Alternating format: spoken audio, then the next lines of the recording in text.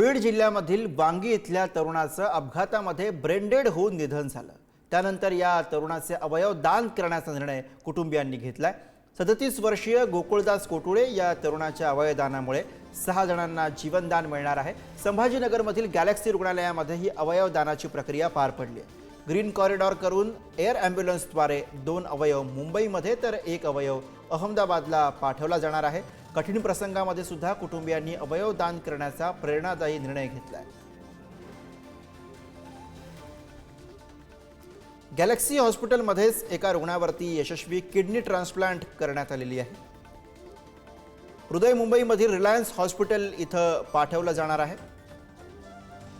Liver मुंबईमधील Glenn eagle हॉस्पिटलमध्ये पाठवलं जाणार आहे। तर फुफ्फुस अहमदाबादमधील केडिया हॉस्पिटलमध्ये पाठवली जाणार आहेत।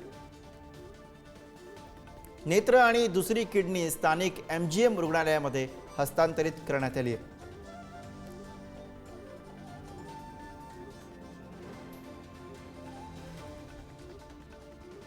अपघातात ब्रेन डेड झालेल्या 37 वर्षीय तरुणाचं या ठिकाणी अवयव दान करण्याची प्रक्रिया छत्रपती संभाजीनगरच्या गॅलेक्सी रुग्णालयामध्ये पार पडलेली आहे।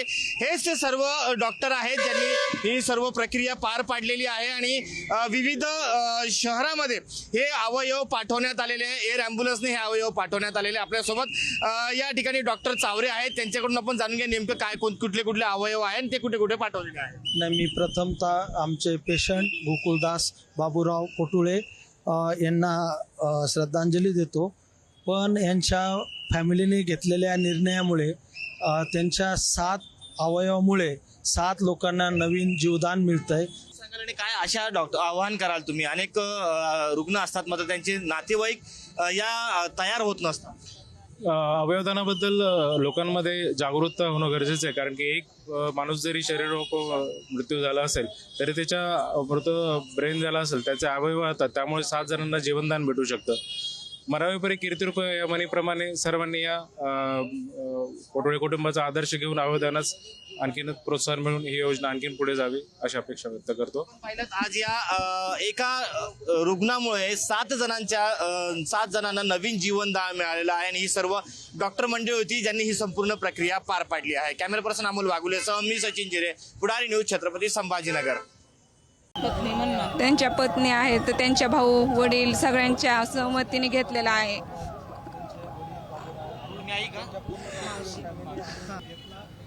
माझा भाऊ गोकुळदास बाबूराव कोटुळे यांचे अपघातामध्ये ब्रेन डेड झाल्यामुळे त्याचे काही अवयव एकदम चांगले होते, तर आम्हाला डॉक्टर साहेबांनी समजून सांगितलं आणि त्यामुळे आम्ही अवयव दान करण्याचा सर्वांच्या नातेवाईकांच्या सहमतीने घेतलेला आहे।